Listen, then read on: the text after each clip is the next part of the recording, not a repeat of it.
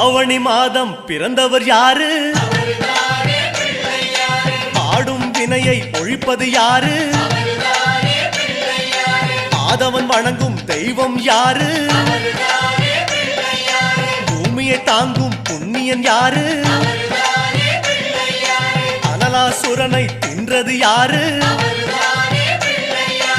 ஆணவம் நீக்கும் நாயகன் யாரு?